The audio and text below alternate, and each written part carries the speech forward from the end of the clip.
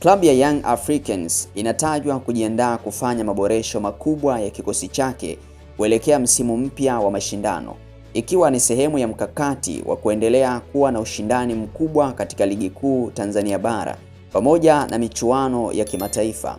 Taarifa mbalimbali zinazozunguka katika duru za soka zinaeleza kuwa mabingwa hao wa Tanzania wanaweza kuwa na moja ya madirisha makubwa ya usajili katika historia yao ya hivi karibuni.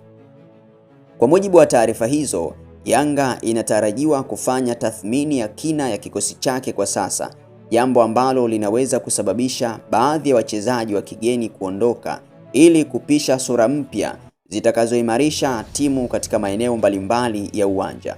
Hatua hiyo inaelezwa kuwa ni sehemu ya mkakati wa kuhakikisha klabu inaendelea kuwa na kikosi chenye ubora wa hali ya juu kinachoweza kushindana kwa mafanikio ndani na nje ya nchi.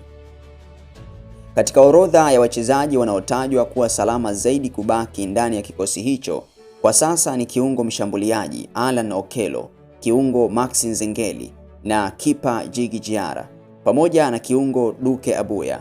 Wachezaji hao wamekuwa na mchango mkubwa katika mafanikio ya Yanga kwa msimu ya hivi karibuni, ndio maana wanaonekana kuwa sehemu muhimu ya mipango ya benchi la ufundi na uongozi wa klabu. Hata hivyo, taarifa hizo zinaeleza kuwa hakuna mchezaji ambaye ana uhakika wa 100% kubaki, ikiwa kutatokea ofa kubwa kutoka klabu nyingine. Kwa upande wa usajili mpya, taarifa hizi zinaeleza kuwa Yanga imejipanga kuongeza kati ya wachezaji 6 hadi 7 wa kigeni katika kikosi chake.